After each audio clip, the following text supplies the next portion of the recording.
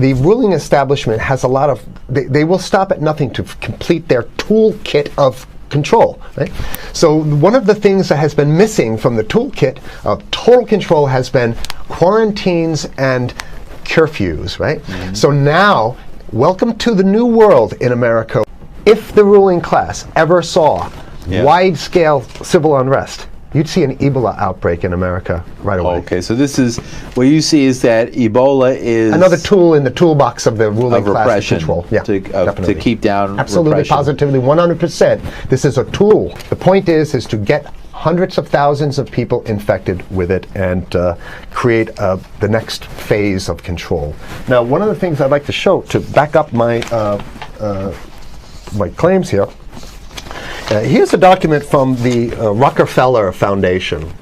Rockefeller Foundation, right there. You can zoom in on that, where my finger is. It's called Scenarios for the Future International Development, the Rockefeller Foundation. All right. Okay. Let's take a look at what they're saying here. This is something like a 50, 60-page document. I'd like you to go to page 18, if you can look at this up on the internet, but I'll read it off to you. It's called Lockstep. Lockstep. In 2010, they published this, Rockefeller Foundation, and here's what they're saying. They're saying that they call it a scenario. These are scenario narratives, and they speak about it in the past tense. So they put out this scenario, Lockstep. A world of tighter, top-down government control and more authoritarian leadership with limited innovation and growing citizen pushback. Okay, I'll read a little bit of it. In 2012, the pandemic that the world had been anticipating for years, nobody was anticipating a pandemic, finally hit. Unlike 2009's H1N1, this new influenza strain originating from wild geese, they use some scenario, but this is Ebola they're talking about. Ahead. Even the most pandemic-prepared nations were quickly overwhelmed when the virus streaked around the world, infecting nearly 20% of the global population and killing 8 million in just 7 months, the majority of them healthy young adults.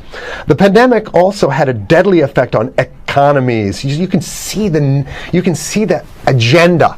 Just naked, raw, naked control agenda written down, and it's anybody's guess how this becomes effectuated in real life. So whether this is written specifically as marching orders or whether people take it upon themselves in the intelligence networks to say, okay, well, this has been produced, so this is the plan here. But these narratives have to be written in advance because the intelligence agencies don't know how to do these narratives. They need help. So these think tanks, they come up with these, like Rand Corporation, Rockefeller Foundation. These are think tanks of death. They're not the think tanks, they're not there to find great ways to help people. Right? Okay, the pandemic also had a deadly effect on economics. International mobility of both people and goods screeched to a halt. Which is what they want. They want a completely isolated world, right?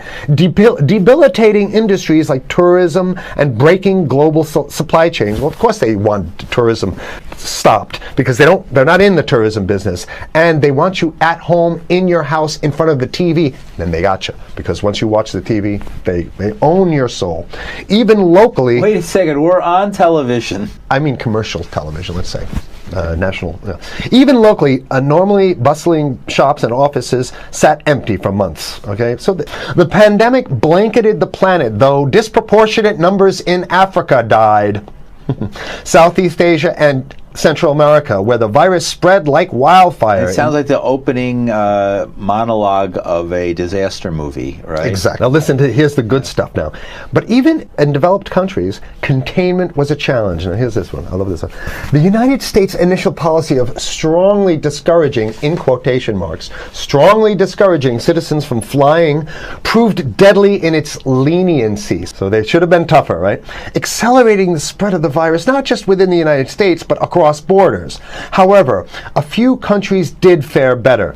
China in particular. The Chinese government's quick imposition and enforcement of mandatory quarantine for all citizens, as well as its instant and near hermetic sealing off of all borders, saved millions of lives, stopping the spread of virus far earlier than in other countries. So the message is here is we have to look towards the Chinese, the oppressive totalitarian Chinese regime as an example of what we need to be doing here. And of course, the ruling class here loves the Chinese regime because they have demonstrated to the ruling class the most efficient form of capitalism, which is authoritarian capitalism. China's government was not the only one that took extreme measures to protect its citizens from risk and exposure. During the pandemic, national leaders around the world flexed their muscles, flexed their authority, and imposed airtight rules and restrictions, from the mandatory wearing of face masks to body temperature checks at the entries to communal spaces like that's what's happening right now. Yeah, there's some good stuff. Listen to this. And even supermarkets, they want body checks at supermarkets, okay? So basically what they're saying is they're building a system where every move you make, you got to go through them. Even after the pandemic faded, this more authoritarian control and oversight of citizens and their activities stuck and even intensified. In order to protect themselves from the spread of increasingly global problems, from pandemics and national terrorism to environmental crisis and rising poverty, leaders around the world took a firmer grip on power. At first, the notion of a more controlled world gained wide acceptance and approval. I'm sorry, nobody likes this stuff. Citizens willingly gave up some of their sovereignty and their privacy to more paternalistic states in exchange for greater safety and stability. I mean, that's just a complete naked contradiction to the famous saying that if you think you're going to give up a little bit of security, I mean, if you're going to give up your freedom for security, you're going to get neither. They want to get more control, more curfew. And it's going to be curfews and quarantines unless we can break through the apathy, because that's what we have here. Then it's going to be a slave state here. The ruling class doesn't seem to have too much resistance. They're getting everything on their Christmas shopping list, and they've been wanting quarantines and curfews for a long time. Now they got it. And if you want to live in a world where you're tricked into all this stuff because it's for your safety, right?